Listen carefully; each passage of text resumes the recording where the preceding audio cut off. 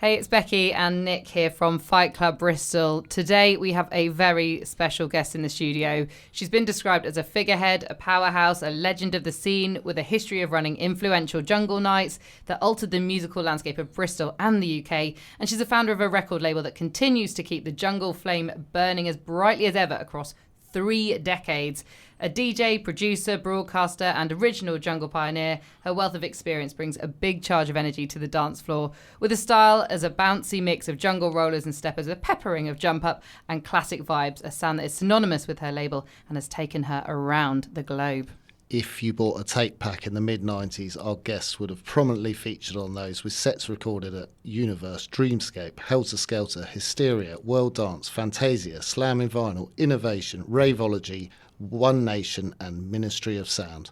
The list goes on, with sets played at festivals including Glastonbury, Love Saves the Day, Hospitality in the Park, Unity in the Sun and Royal Rumble, Bristol Harbourfest, Boomtown, Hospitality on the Beach, with radio shows and podcasts across the planet, including the infamous One in the Jungle on Radio 1. We welcome jungle royalty, DJ Dazee. Wow, what an intro. Thank you very much. I know, isn't it? It's an epic intro. Well, when researching someone who's had a career that spanned 30 years, there's a lot to say, a lot to get in there. It's amazing. Thank you very much. And thanks for having me. Yeah, it's great to have you here. Thank you so much for joining us.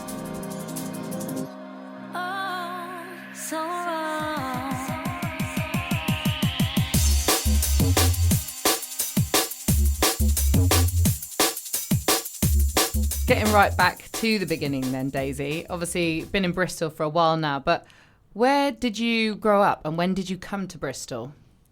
I actually kind of moved around a lot as a kid. Just my parents' work took me around. I think I'd started off in London, then Lincolnshire, then Kent, then Manchester.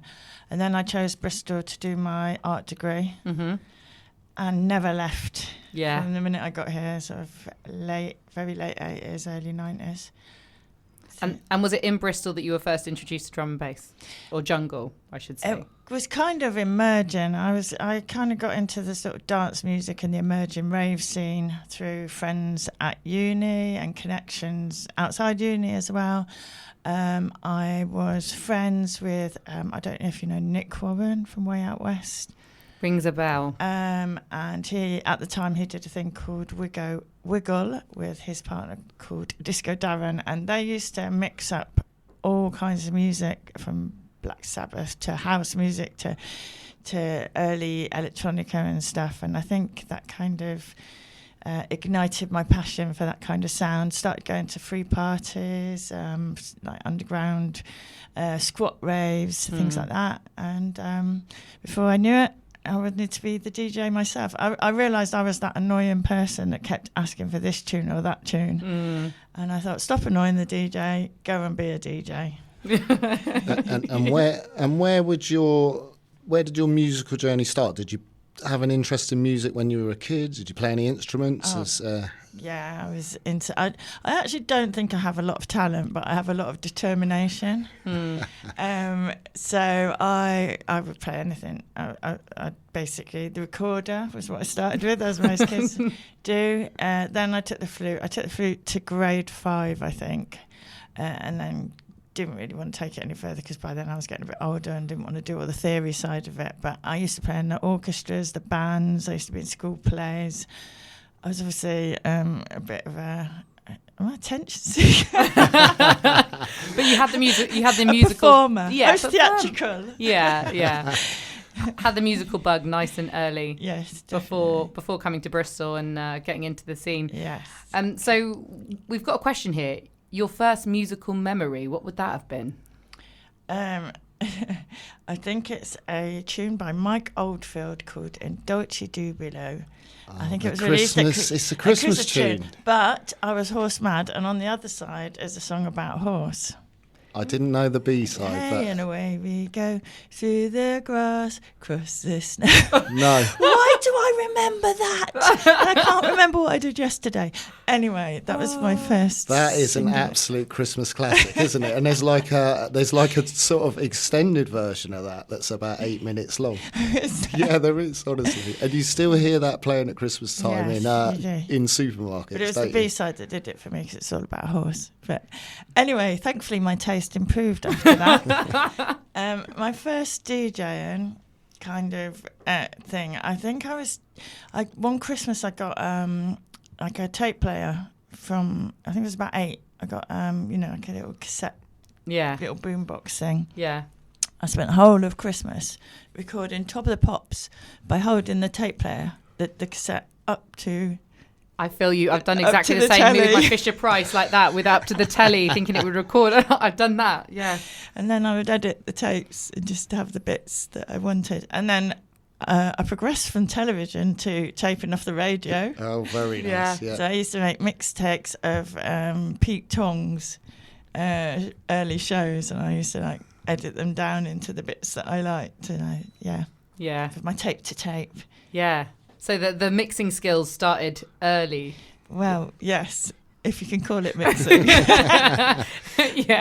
Compiling. That kind of thing. Yeah. But you wasn't until you came to Bristol and you started DJ when you realised that you were that annoying person asking for tunes, and then you thought, right. Yes. So what started the DJ journey?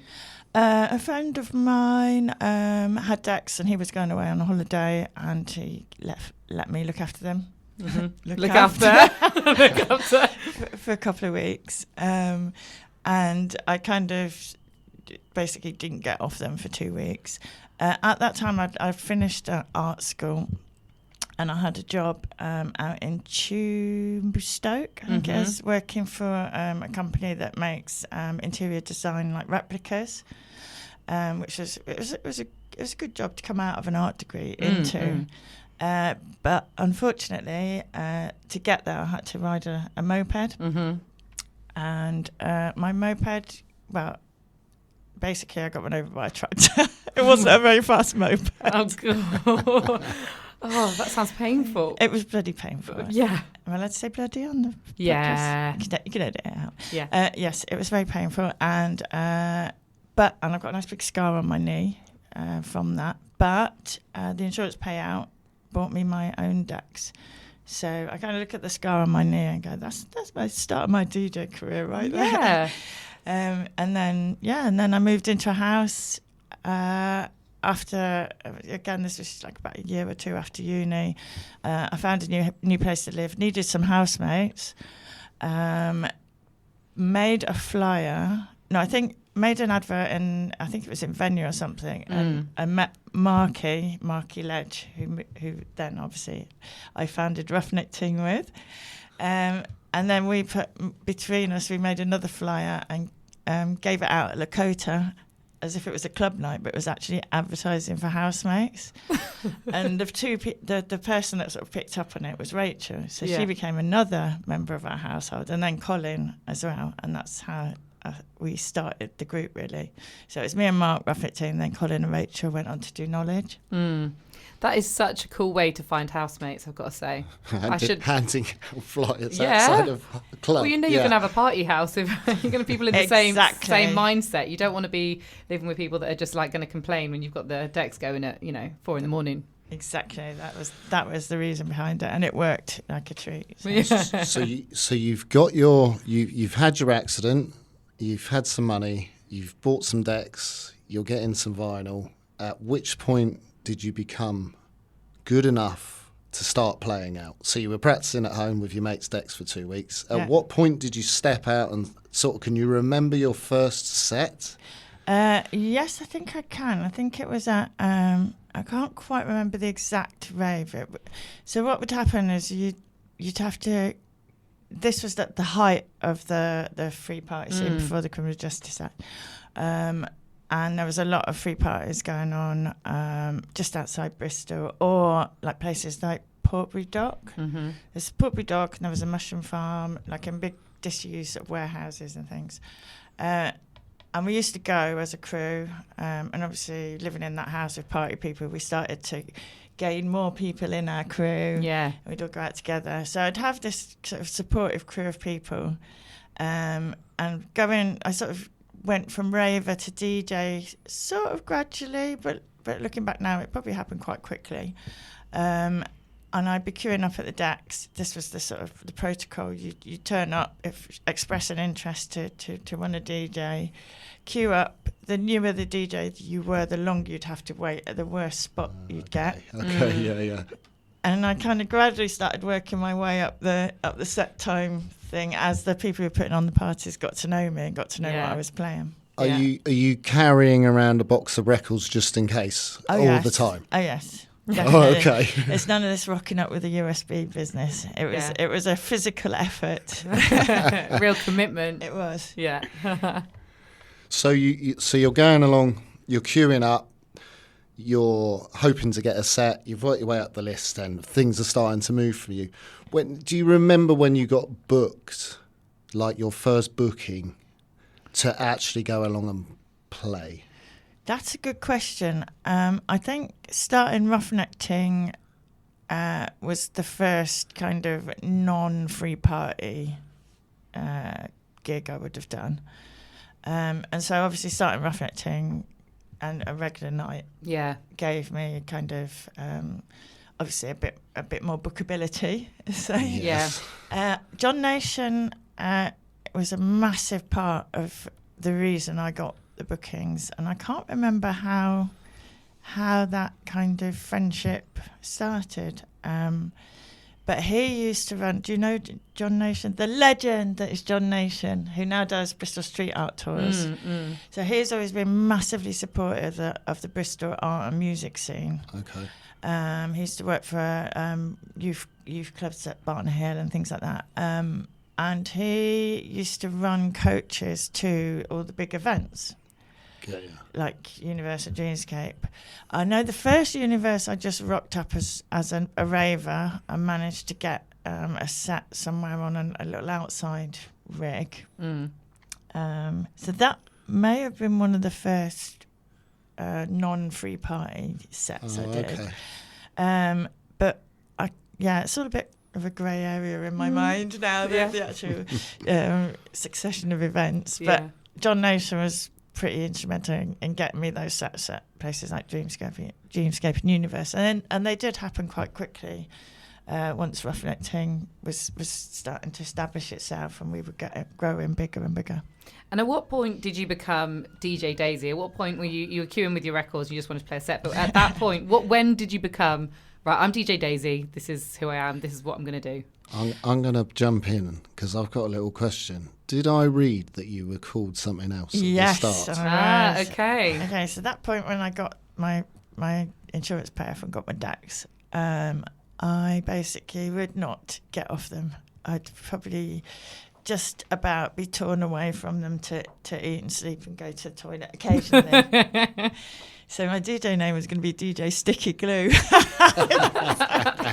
I wouldn't get off the decks. But then I thought about this kind of early influences in the music. We were talking about my terrible music taste when I was a kid, but as soon as I came to Bristol, it improved dramatically. And I was buying things like BIMM Sherman and 3 Feet High and Rising, De La Soul and stuff like that.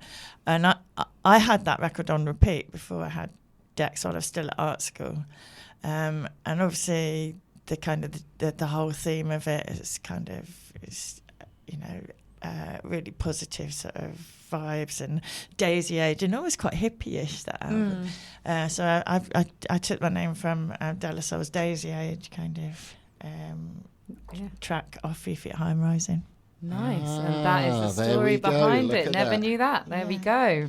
But I had to change the name, obviously, because all DJs spell their name really stupidly.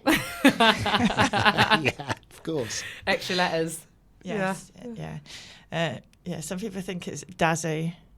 I actually looked it up on the Urban Dictionary. Don't want to know what it means. Oh, really? Okay. Well, we kind of do now, though. Yeah, we might have a little look at that in a minute. It means, apparently, it means a well-endowed man. A daisy. Luckily, no one else has spotted that, and it hasn't held me back. And I don't think it's used very much. It must be a small group of people that use that. I love that. I don't. Oh no. Well, yeah. Okay. That's so funny. You heard it here first. You did hear it here first. Yeah. So you've mentioned about the founding of Ruffneck Ting Records. Talk us through that, because Nick has a little flyer example, and I think this was love that flyer. Yeah, drawn by your very own hand. Was it? It is, with a biro, I think. Yeah. So Quality. Yeah. we are looking. We'll try and put this up on social media when this goes out. We will. We are looking at a green flyer, which was done in biro, right? That would have been a photocopy. That's a photocopy of your first flyer that One you of the did for first ones. Ruffneck Ting. Yeah. At the bank, which is now the Love-In. Oh yeah, that's great. I've even done all the writing by hand. You can see them gradually progress over the years. So they go from the sort of hand drawn, done in some sort of program like Word or something, and I would have cut bits out and stuck them on and stuff, and then the whole thing would have been photocopied. Oh, okay. So we're looking at the first flyer for your infamous. I must say, I've seen these described. Your infamous Ruffneck Ting parties, yeah. So this all started off at the bank. It started off at the bank. It did. So tell us the story, because I want to know if this is true. That this all came from a keyring, right? Yes. The characters, obviously. If you're listening to this and you've never seen the Ruffneck Ting record label, Don't say the M word, because it's not. It's Ruffers. Ruffers. Yeah. Okay, Ruffers. Yeah, A little dog, basically. If you've never seen it before, talk us through that. He is a relative. There, he looks a lot more like his cousin than he does now.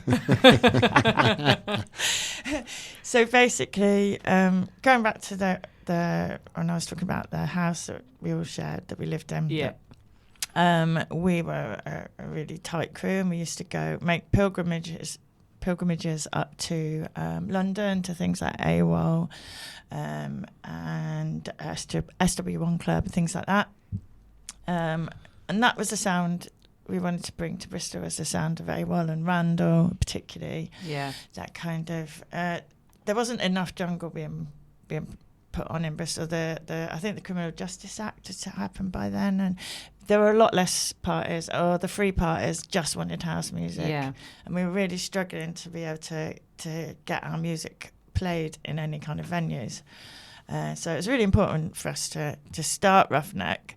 I think it was brewing already in the back of our minds, but we came back from a London trip, stopped off in a services, as you do, and Mark picked up a keyring, and he was sort of fiddling around with it, making it jump up and down, ruff, ruff, ruff, because it was a dog. Right. I'll say the M word. Okay, it looks like Muttley. So it was, obviously we're still quite young then, so we were allowed to be quite childish. We were just being a bit childish with this keyring.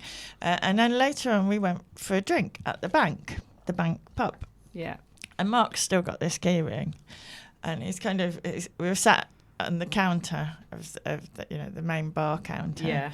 And Mark's sort of making the keyring jump up and down, going ruff, ruff, ruff, ruff. And then we look at the back of at the bar, and there's loads of cans of Ting, which is a lovely. I think it's great. Is it grapefruit? It's a grapefruit. Yeah, it's kind of like it's like a tropical grapefruit. Is it like a bit lilty if you've never tasted it? It's a bit like that, isn't it? Lovely, or is it grapefruit? lovely drink. I think it is a grapefruit. Yeah. That was all on the back, and he was going Ruffneck Ting, Ruffneck Ting, Ruffneck Ting. And that was it. There it was. That's how Ruffneck Ting was born. Oh, that is it. So Ruffneck Ting was born in the pub. In the pub. From a can of drink.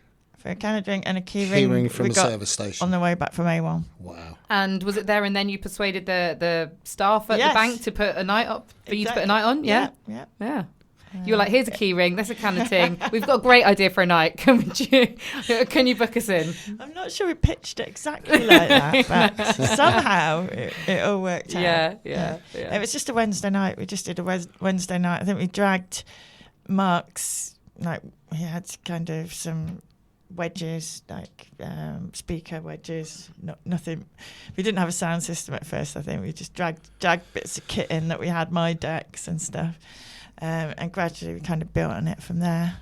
So you've got Mark, Megatron, Jakes was on the scene, right, in those early days? Yeah. Manic, Felony. Yeah.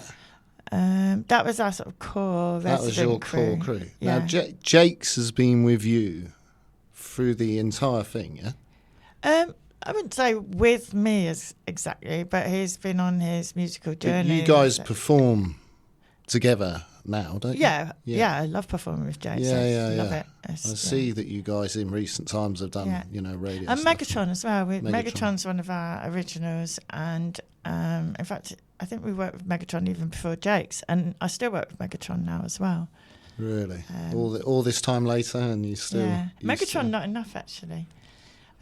It's quite hard to always make the right situations happen with the right combinations, but because Jakes works for a lot of the same events that I get booked for, quite often we get put on together. So things like we've got Shindig coming up, which is really exciting. I saw that. I'm gutted it's sold out. I didn't even realise. I'd love to say I could sort you out, but obviously I've completely maxed out my guesses. No, don't worry. I'll just keep an eye on tickets on the old Facebook. We've got Wake the Tiger coming up. Oh, I saw that actually. I think there's a few left on that. Yeah.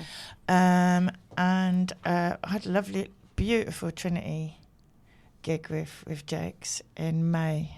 Did you? Yeah. Amazing. It was nice that it was Trinity as well, Exactly. with it being Fight Club's home. I'm just coming round to that. Yeah, exactly. Were you going to talk about where Ruffneck Ting grew from the bank to all the other clubs? So you started in the bank with a few wedges, dragged some decks, convinced the staff. Yeah. You go to the depot, which weirdly enough, we actually run Fight Club classes in there now. There we go. It's obviously meant to be, isn't it? There we are. Full yeah, circle. and from the depot we went to Trinity. Then we did the Malcolm X, Lakota, and then sort of tours in other clubs like Escape in Cardiff. Did you? Took it on the road? Yeah. And actually, I can't remember which club it is, but the club they use for human traffic. Okay. We were doing the iconic cult movie. Yeah. With Carl Cox as the bouncer. Oh, I love that film. If you look at that scene, guess what flyer is on Carl Cox's desk? Go on. It's a Ruffneck Ting flyer, obviously. So yeah, it's quite nice. But yeah, that was because by then we were out there being invited to clubs. We were invited to do UWE. It was really taken off. I think a lot of that was the label as well. We started the record label by then as well. Yeah. So from what point did the club night start to the record label formation? That was just 2 years. Same thing that we need. The reason we started the club, we needed to hear our music. We needed more drum and bass in Bristol. We started the record label because we needed more music to play. Yeah, right. We needed to put our music out, our take on the sound. So Trinity is classed as the home of the Ruffneck Ting parties. Is that fair to say? I would say we had some of our biggest and best nights there. Yeah. One of them was recorded live on Radio 1 as well. Yes, I saw that. Yeah. If you listen back, it's just a noise. All you can hear is horns and whistles. Bedlam. Because they obviously had picked up quite a lot from the room as well as from the decks. It's good. It's a vibe, Yeah. So we watched... There's the Sounds of the West documentary. There's a lot of footage from Trinity of you and Jakes in there, and we do. Obviously, you've performed for us at Trinity, at the Fight Club events, and 30 years later. But yeah, it must feel like home for you going. Can't back get there. away from the place. Yes, I still worship at the church. That is Trinity. Yeah. I worshipped my drum and bass.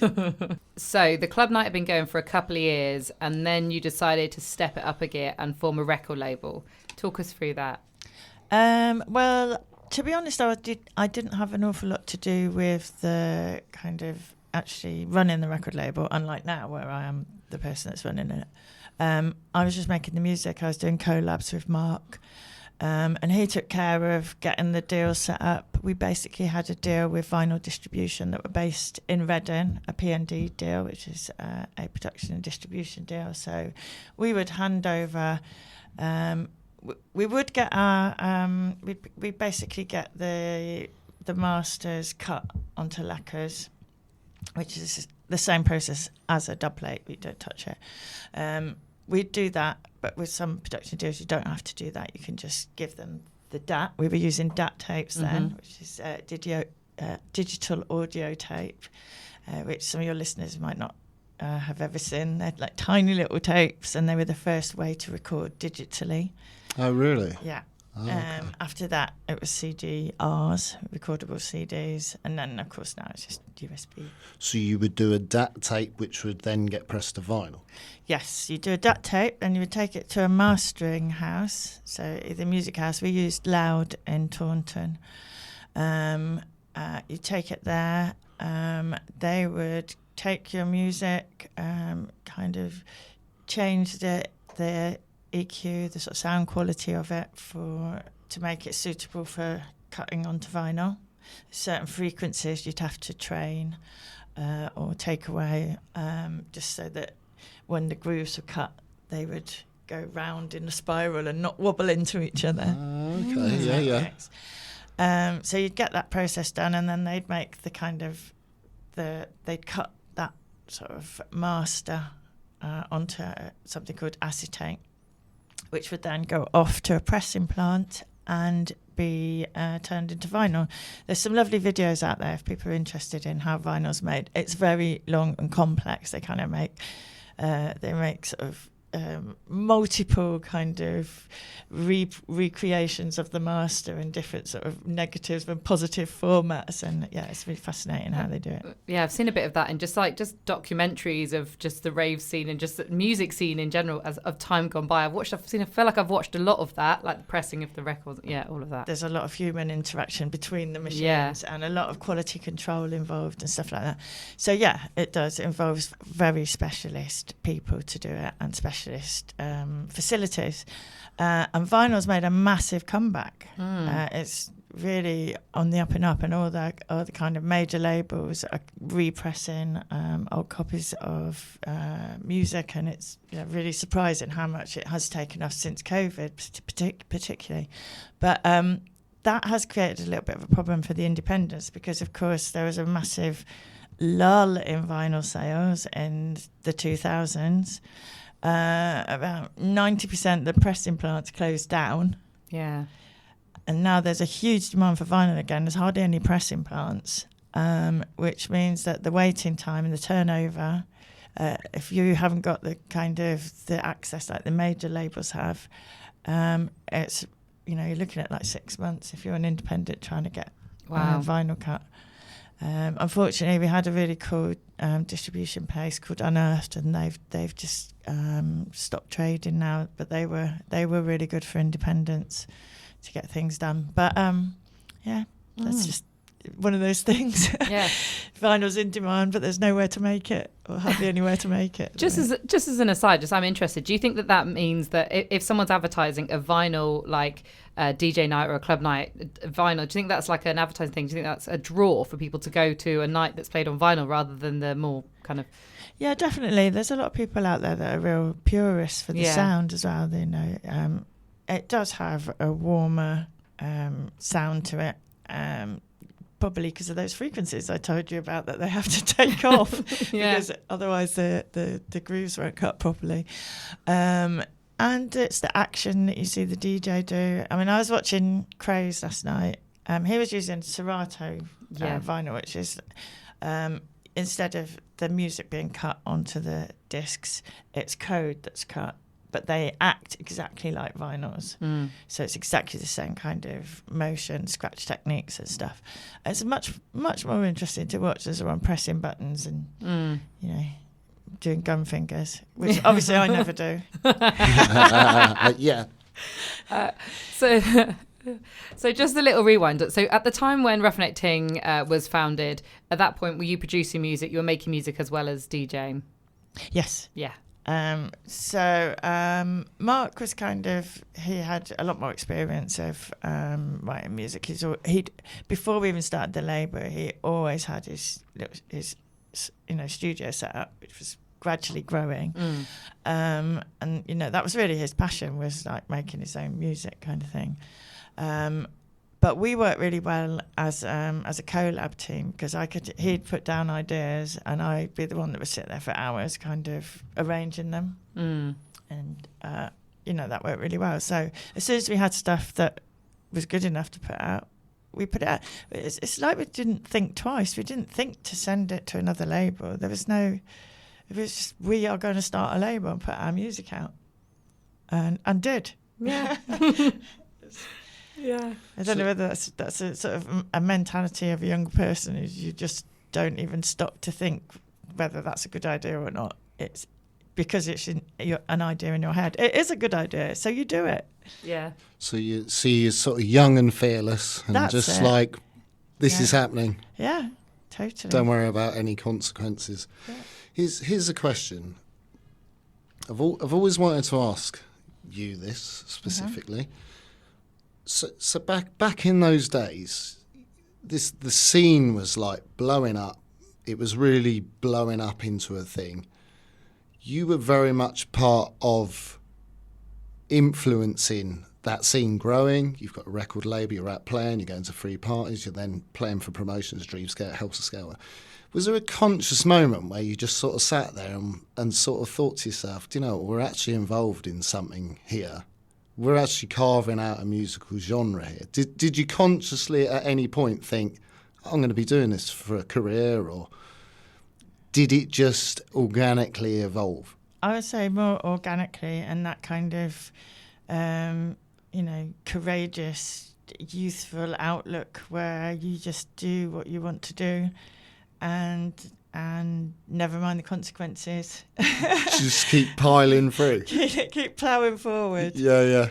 Yeah, I don't think that any of it was conscious, which is quite bizarre now, because I actually teach at BIMM, and I'm really, there's some modules that are very industry based, and they are about consciously thinking about where you're going with your music. And I don't know if I had done that and made better plans, I might have gone even further, even quicker. I don't know. I mean, I feel quite grateful, because my journey was quite rapid from bedroom to some of the biggest events. Yeah, and that was what I was wondering. Yeah. I did wonder if you sort of, whoever was doing your bookings at the time rang you and said, listen, they've asked you to go here and I'm going to pay you a lot of money, because all money back in the 90s when you're young is a lot of money, isn't it?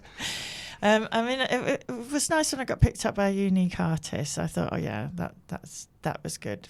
I think having an agent is a good sign, and with Hotcakes now. So I think that was the only time really I thought went in my head that, I'm actually doing this properly now. And I got some, started touring in USA and things like that. I would say there was less to think about then, in terms of how, like I was saying, I teach my students, they have to make a plan, they have to think about this, they have to think about their marketing, their branding, their brand statements, their values. None of that I thought about, because consciously, or didn't put it out there consciously. Obviously, subconsciously we did. We had our brand. We had Ruffneck. Ruffneck was this like little scamp of a character, and that was like our brand. We were all like quite scampy, but it was warm and welcoming, and everyone's invited, and we're going to have a party, and we're going to play the best drum and bass music we can find. So that was our brand values we had, but we never put them out there. Do you know? Never made a PowerPoint about it. And, no. But now, because of social media and stuff like that, these are things that people have to consider, and it's almost like you can't get anywhere without it now. No, I don't know whether that's a good thing or a bad thing. I mean, social media, we could do an entire podcast on social media, but it's fascinating that whole thing happened without social media, isn't it? Yes. I mean, we have magazines, we have flyers. I think the fanzines, the little A5 fanzines, which is how Knowledge started. There was Atmosphere. There were loads of these little... they were sort of basically out of hand. Used to do packs, so out of hand still going as well. They were basically our social media of the time. And they were great. and you'd advertise your music in there, you get articles in those, and they were what helped the scene thrive. And the tape packs and things like that. Yeah. Just thinking about Out of Hand, I used to be so excited to come out of a club and get that pack of like flyers and just be like, what's coming up next? You're walking home still like, wee, and then, like looking at the next events and what was going on. And I remember, like I mentioned before, I grew up in the middle of nowhere in Wales, but like we used to get the knowledge and like just find out. Just I was with anything, just hooked on it. And I was in the middle of nowhere, but any bit of drum and bass that we could get our hands on, it was it's a thing. Yeah. I went home back to Devon a couple of weeks ago. I did actually take a photo, but I didn't bother sharing it because I didn't think anybody would be that interested. But I actually went to the shop, which is no longer what it used to be, but it used to be a bookshop. And then over in the corner, it must be like one of the staff was into it, was where the tape packs were. Oh, wow, brilliant. So bizarre. So it's in Exeter, off one of the shopping centres in the centre, and it's now like a flash coffee shop. I don't know, something like it's not a Costa, but something like that. Yeah. And the shop is still there, it's been extended, but yeah, I remember I used to go to this bookshop, and right in the back corner, for some bizarre reason, that's where the tape packs would be, and that's where I would buy Helter Skelter tapes and Dreamscape packs. I actually sent you a photo, didn't I? I've got an absolutely immaculate Dreamscape 23 pack. Do you remember when I sent you that in the lockdown? You're on there, Dreamscape 23. I got a full box, tape box. Nice. It's all in there. I've got a couple of tape boxes preserved, but most of them have 2 or 3 tapes missing. Yes, that's always the problem where they've gone in someone's car. Yeah. Yep. On the way to a free party. Yes. They've gone awry in someone's car. Rolling on, what are we moving on? You know, say also let's ponder my number one. Everywhere I go, ponder my they says yes, be great. You can't test muscle cause I won't pirate. You know, so that me brother put up for in the state. And 1996 I come to Dreamscape. Hey, it's Becky here from Fight Club Bristol. I'm here with Nick and DJ Dazee. Hey, so back. We've got part way through your journey, Dazee, of founding Ruffneck Ting, becoming a DJ. It's all taken off. The scene is growing and getting massive. So looking back on those early days, what sort of sticks out for you? Because what sticks out for me when I was following the scene early back in the mid-90s was you guys getting on One in the Jungle on Radio 1, which was a massive deal back in those days. Yeah, I think we were on there 3 times in the end. There was one time Jakes and I recorded in the studio. Okay. There was one time they played my set from Universe. Yeah. And that was with Jakes again. And the last time was live from Trinity. We mentioned that earlier. The studio was exciting. I think I had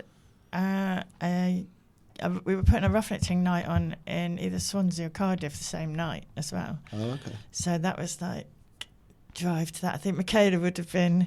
Michaela. So tell us about. Yeah, we need to mention Michaela actually. Right. So Michaela is your lifelong friend. Yes. And has driven you long-suffering around. Friend. Long-suffering friend. So Michaela has been your great friend and supported you all the way through this whole thing. Yeah. Yeah. Going back to the early raves where I was queuing up and waiting for my set, that is where I met Michaela. Is it? Yes, yeah. So and she still drives you now, right? Yes, she does. I know, it's mad. Not always, but she'll party with me if she's not driving. She's still my loyal rave buddy. So yeah, I remember the studio being quite exciting. I think. Where was this? That was in London, BBC Studio. Oh, so you would go up there to do it? And are you doing this? Are you doing them live or recorded? That was live. Live out on the radio at 10 p.m. on a Friday night? Yes, that was on One in the Jungle, yeah. On vinyl? That would have been on vinyl, yes. No messing about as nature. Vinyl and dubplates. Really? Yeah. Wow. And I suppose young and fearless, didn't care. Young and fearless and concerned about getting to my next gig on time. Yeah, so just not even nothing. Just go up there, do that, on to the next thing. Yeah. So it is still like that. Nick. And then in the M4 and firing down to, would you say, Swansea or Cardiff to play that gig? Yeah. Yeah. There you go. the Universe one, I didn't know that it was going to go out. That was played after, so they just took 2 sets from that Oh, really? thing. They took mine and Kenny Ken's. Oh, wow. Yeah, it was quite nice. And obviously I knew about the live from Ruffneck Ting one because... So the one in the jungle, did that come in through an agent? Like, how did that whole thing come about? Because like that was a pretty big deal back in those days to be going on to Radio 1. So how would that have got set up? I'm actually not too sure. I don't know whether Mark or Colin knew Wilberforce and had a good, good link up with him. Oh, okay. They're not too sure. I've still got the contract in a scrapbook somewhere. I keep forgetting to say. So what we're talking about is going to be relevant. I'll be dropping some links underneath to the Sounds of the West documentary. There is on YouTube load of your tape packs. Oh. Yeah. Loads of those. Somebody, I don't know if you've seen, but somebody has mastered some of these tape packs. Oh, have they? Fabulous. Yeah, and they're actually really good. So, do you know what? I should have written down what the channel was called, but so is that on YouTube? That's on YouTube. That's good. Yeah, so somebody's done that, and I did see that a little while ago. But yeah, I'll drop some links underneath to the relevant stuff we're talking about.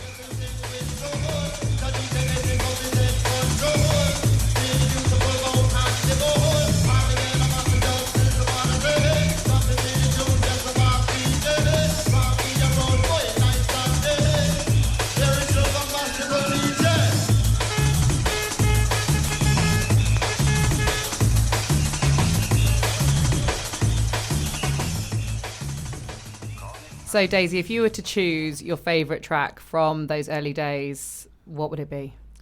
Well, my very favourite is Damn Right, but I think our first release was Rude Girls, which actually has a bit of a naughty sample in it from an amazing artist called Lady Levi. But until I just announced it, we've got away with it. But in that one, I added a sample from a documentary of some girls talking about their relationships with what they wanted from a guy, kind of thing, in the intro of that. And I can't remember where I got that from. I recorded it off the telly again. Oh, back to my telly recording days. So I quite like that, and that's one of our kind of epic Ruffneck Ting sort of classics, I guess, Rude Girls, and that's been remixed by people like Coda, and I think there's another remix on the cards for that as well, but I'm not going to say anymore. And on that same first EP is a track called Crazy Horse, which I really like. We've got the horse, you can hear a horse galloping across. That's really nice. And the third track on that EP, I sampled Killing Joke. I don't know why. This kind of goes back to my weird gothic phase when I was at school. So I like that one because it's just such a hodgepodge of ideas. Like some of them mine, and it's our first presentation on the label, and still people still play it and think fondly of it to this day. So.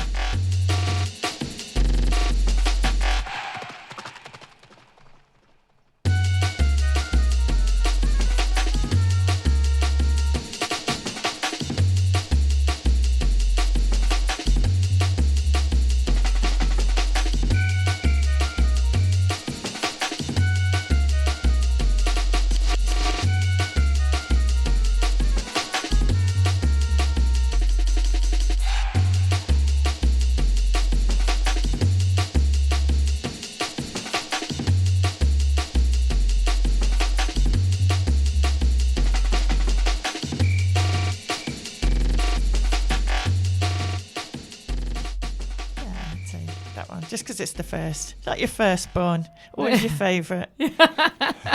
Yeah. So those were some of your original tracks. Did you find yourself doing a lot of remixing on the label as well? And you've mentioned people have remixed your tracks, but how much remixing have you found yourself doing?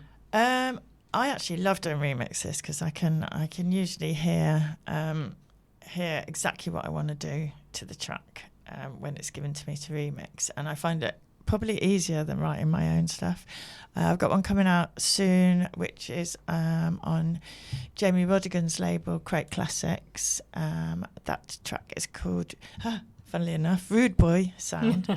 So mine was Rude Girls. This was Rude Boy Sound by Jordan Natty. So, yeah, looking forward to that one coming out. I've done remixes for people. Mixture, I did a remix for years ago, track for Hocus Pocus. I can't actually remember how many remixes I've done. Some of them are coming out, actually. They're getting re-released on my Hotcakes collab, Jungle Cakes, collab album, which I'm doing with Ruffneck.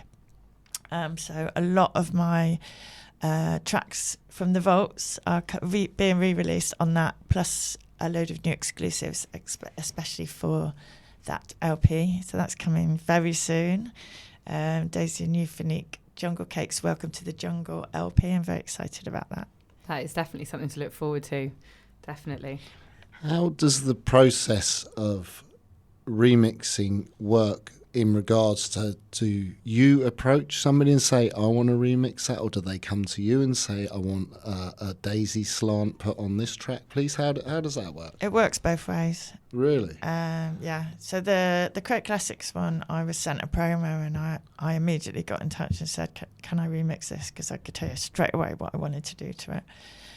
Whereas other people come forward, I've got quite a few that are waiting to be done, where people have contacted me. So, yeah, works both ways.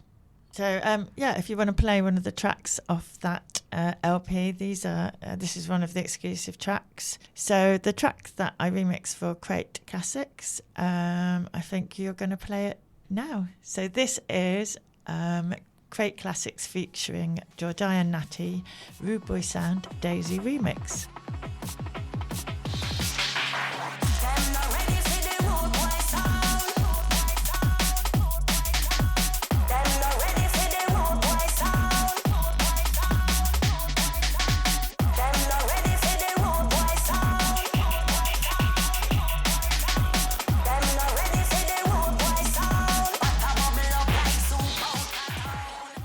And if you want to play one of the exclusive tracks off the LP, and you're getting very special preview permission on this is a brand new one from Ruffneck and me. We got really excited with this one. This one came out. This one just burst out of the studio really quickly. We always like those ones. And it's called Skip to Do Dat.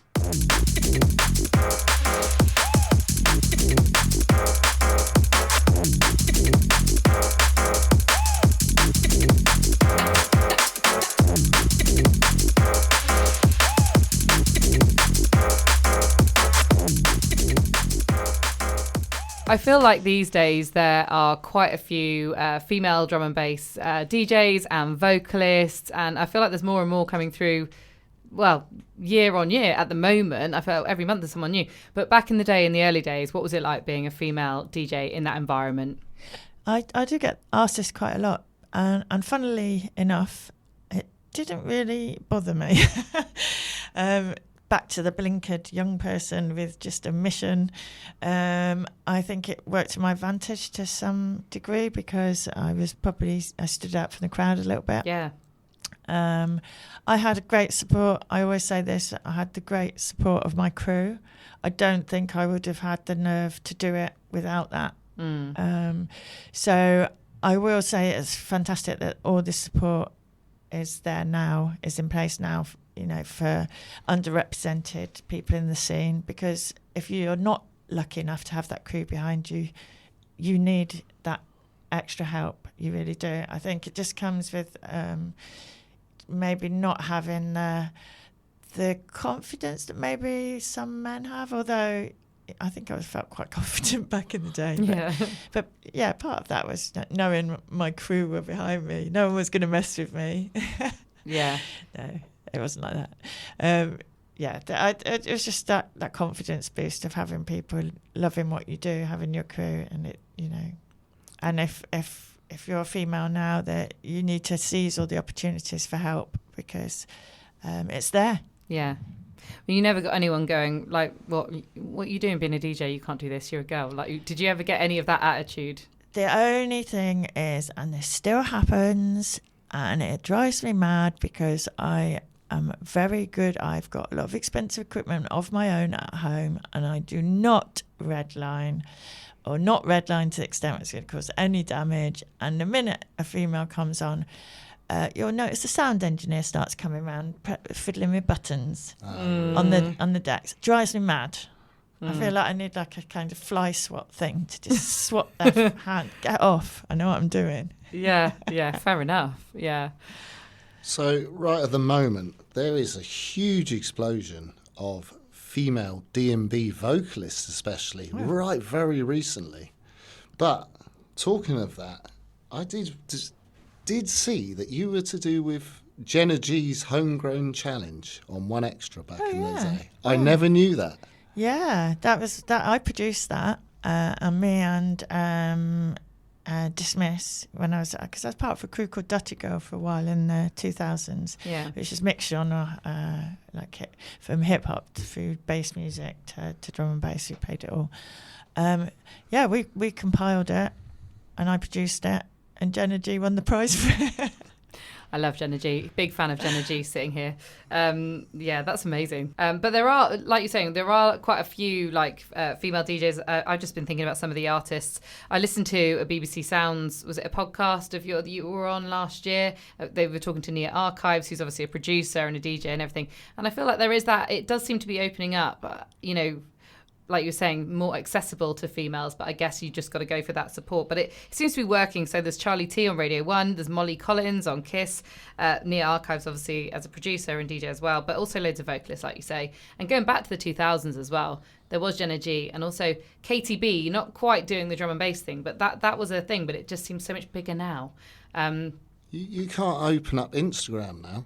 There's people there's female vocalists, D&B vocalists in their bedroom, in studios, Becky Hill, tearing it up left, right and centre. It just seems to have been like there's an explosion in drum and bass anyway, but the female vocalist thing is coming through hugely. Yeah, it's great. While you were talking about that, I was trying to imagine. So a lot of the female vocalists DJ and sing at the same time, and it's great. I love it. Yeah. A little sound, and not Ruth Collins, Ruth Royal, sorry. Yeah. Ruth Royal from Paper Dragon. I can't imagine any male DJs getting up and singing, but they do. Jake's MCs and DJs as well. Yes. Rhea, Bristol. Yeah. Rhea. Yeah. She does that. Yeah, amazing. I do. And it looks right, and it sounds amazing. Yeah, it does. It's something special, to witness. It's not just a DJ playing tunes. I just watched. But yeah, I want to see a male version of that. Yeah. Yeah, male. Yeah, no, that's true. That's absolutely true. Yeah, there's quite a lot of male vocal samples. I'm pretty sure I heard Sam Smith being sampled on D&B. I can't even remember where I heard it, but I'm sure I've heard it somewhere. But maybe that's because he's in that kind of higher register. I don't know. He's got that female vocal vibe going on, but I don't know. There's a lot out there. Yeah, I guess the male version is definitely more that going alongside of MCing and doing bars and things, but rather than singing. Yeah. So in your role at BIMM then, as a tutor, are you supporting, do you find more and more females coming into the industry wanting, just getting into it? And do you feel like you're having to provide guidance in order to succeed? Yes and no. It's sadly very underrepresented on the music production courses. There's still very few females. It's like 1 in 10 if we're lucky. Really? Yeah. And the diversity is also lacking. I don't know whether that's people not wanting to commit financially, and I can't blame them because it's very expensive to be a student now. So from what I'm seeing, at sort of educational level, it's not that impressive. But behind the scenes or doing it, taking the DIY approach, I think it's a bit of a healthier kind of percentage of people getting into it. I'm hoping it'll be fully balanced. The great thing is now females are headlining. This was the big difference between now and back in the day. Females are headlining. there's less all-female lineups declared. It's just they might be all-female, great, but don't make a thing about it. That's it, isn't it? That's my theories. And as for back in the day when I was asked to do a room 2 all-female, I flatly refused that. I am not having a room 2 all-female lineup, being part of that. Yeah. The difference is now the girls are what people are going out to see. They're not that, who looks something a bit different. Oh, bless her, look. Yeah. It's like not so much of a spectacle. I hear what you're saying. When it's a room, room 2 full of females. Like, oh look, here's a little. So it's kind of a spectacle to see. Let them have a go. We'll let them have a go. Oh, look at him. Don't break a nail. Yeah. Oh, yeah. We don't want that. Rude boys, girl, I'm love, turn them in that dopey boy, gonna dope like it. Rude boys, gonna dope. Rude boys, like it, have them. Rude boys, dopey boy.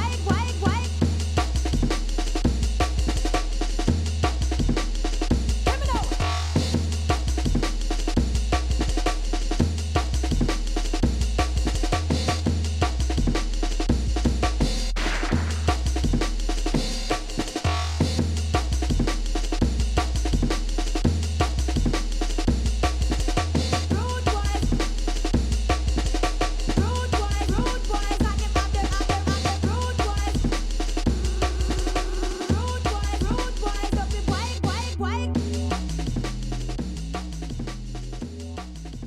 So Daisy, you've been involved with Fight Club for a few years now. I've seen you play numerous sets at our events. How did Fight Club first come into your awareness? Because I feel like for a lot of us, we saw it on social media. Yeah, I saw it on social media, and I'd heard that Troy was interested in having me come and play. And I think my style of DJing works for Fight Club because I'm quite rhythmic, I do things in sort of strict kind of 16 bar kind of switches and things, and I think that works really well for an exercise routine that's based on counting. You can predict what I'm going to do. It's really weird, yeah. There's DJs everywhere, but your style of mixing just complements it great because you can kind of feel what's coming before it gets there. Yeah. But one thing that people don't know about Fight Club is you have to keep the beat rolling. Yeah. So no breakdowns, and that seems to suit you absolutely fine to do that for 2 hours at a time. I don't do the sort of stoppy starty drama thing. I'm very fluent with my mixes, which isn't kind of what you'd hear in the clubs from a lot of DJs because it's quite fashionable to have all that chopping and changing, but I'm very set in my ways, and thankfully it works very well for Fight Club.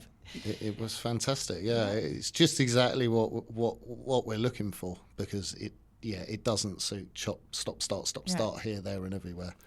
Yeah, and if you're familiar with Fight Club and you've been to any event or any class, you'll know the countdown. 8's how many, and that's where Daisy's mixing is just perfect. It's a great mix.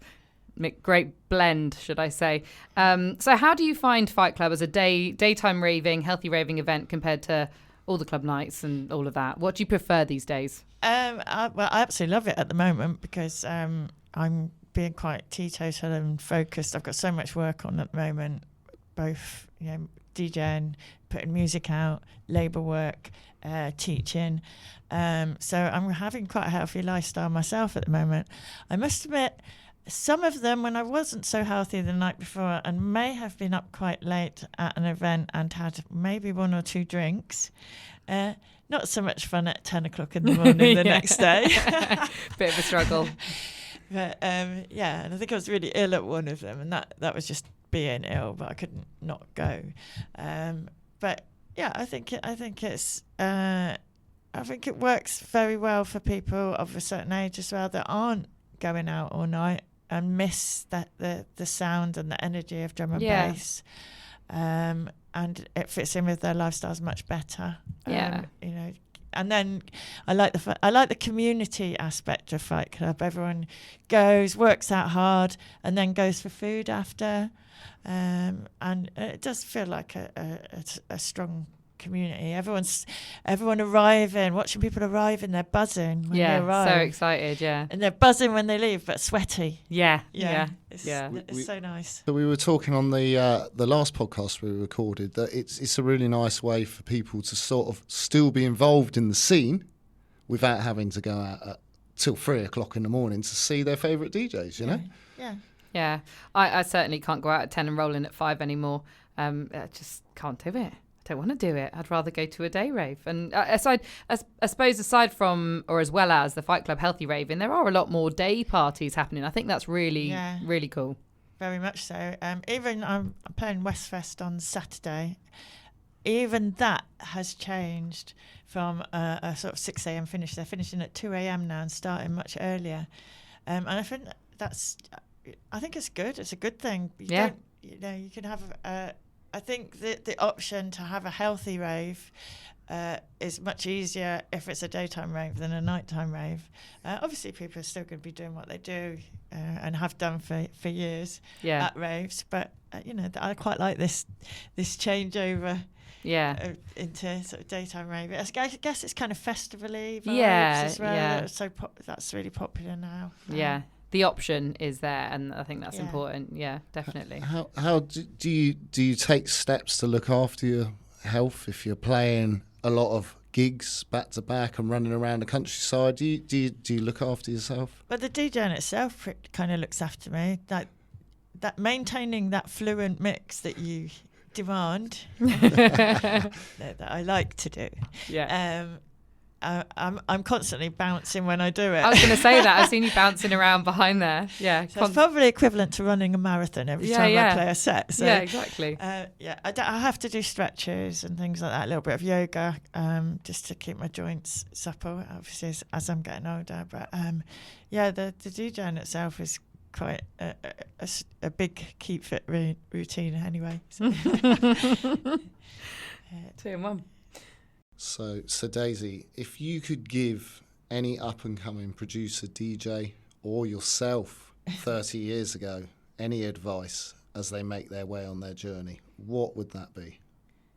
I would say stay convinced of what you want to do. Don't let anyone put you off. If you are from an underrepresented group, take all the opportunities that are out there. If you are if you're on your own, try and find like-minded people. You'll find that your career will blossom much quicker if you're in a crew or in a much nicer way. We're sociable animals, aren't we? I would say learn your skills. Make sure you can walk before you can run. I did make a few errors when I was starting out, sending out tapes when I could only mix 20 minutes without going wrong, and had all the decks plugged into the wrong bits in the mixes. They were terrible. Don't just wait till you're ready. Don't send music or mixes out until they're really good. And enjoy yourself. If you stop enjoying it, stop doing it.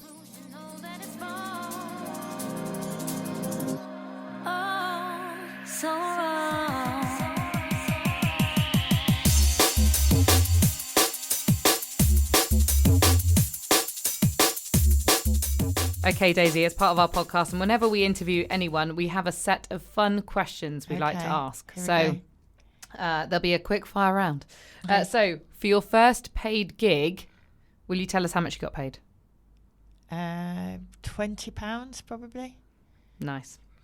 The best set you've ever played, or the most memorable? I think that Universe that was recorded on Radio 1. That was in 96, I think, or 97. That was a good one. And recently at Hospitality on the Beach, had a closing set on the main stage on Saturday. And that went like a dream. I was with Texas. It was amazing. And they were throwing, there was an inflatable unicorn being thrown around the crowd. And it's just magic. I saw some of that on social media. I was very jealous I wasn't there, must say. Okay, what's been your worst show or set? Probably flying all the way to Phoenix, Arizona, couple of times. I think that's my my hex location. So the first time I did the show, it was a New Year's Eve one, and then it was on a ranch in the desert, and apparently cowboys came in and ran and stole all the money off the promoter. Wow. And I was out there with loads of British people. We were in this hotel and we got moved to another hotel because the promoter didn't pay that hotel. And then there's all sorts of things with flights not getting out. It was pretty awful, but we all looked after each other, so it's good in that way. That was pretty bad. And then I was out there a few years later, and the event got rained off. Can you believe it? Oh. Phoenix, Arizona, in the desert, the event got rained off. So those were bad experiences. Yeah. But I'm here to tell the tale, so they weren't that bad. Yeah, I can understand that. So do you have a rider, and if so, what's on it? Oh, my rider changes daily. At the moment, it's likely to be energy drinks. But if I'm partying, it would be gin and tonic. What is the furthest? You've just mentioned Arizona. What's the furthest you've travelled to play? Australia, 2 days. Flew in, flew out. That sounds knackering. Spent But more time on the plane. Enjoyed it though. It was great. It was this amphitheatre just outside. I think it was Perth. Yeah. You're very well known to those inside the circle for getting lost quite easily. I know. Have you made it to a gig outside of Bristol without getting lost or being late? Well, the thing is, I'm not very good on trains. Me and trains, we just don't get along. I'm fine on planes and coaches and cars. Just something about trains. So, yeah, I tend to just kind of get a bit sidetracked and miss stops, things like that. have you ever done one of those ones where you fall asleep on the train and wake up and you've missed your set? I haven't done that, no. I've been on a plane before that, I was with Chickaby at the time, that we were both fast asleep on the plane. It was part of a tour. It was going from one place in America to another. I can't remember which airports exactly. I can remember the turbulence and people on the plane being you could hear all these me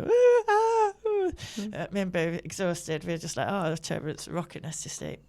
The plane lands, we get out, and this is exactly saying this airport looks identical to the one we've just come from. So basically the plane couldn't land. Right. I turned around and gone back to the airport. We didn't know any of this because we'd been fast asleep.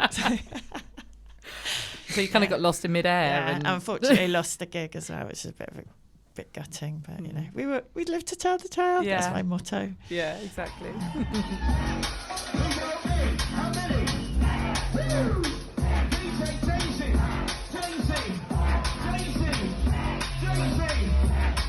You're listening to the Fight Club Bristol podcast. I've been Becky. I'm here with Nick. And of course, the biggest thanks to DJ Dazee, who has joined us as a guest on our Fight Club Bristol podcast. Thank you so much, Dazee. It's been a real privilege. Thank you very much for having me. It's been a privilege being here. Thank you very much, Dazee, for coming on today. It's been really interesting hearing the story. And we'll see you at one of our events very soon. Can't wait. Thank you.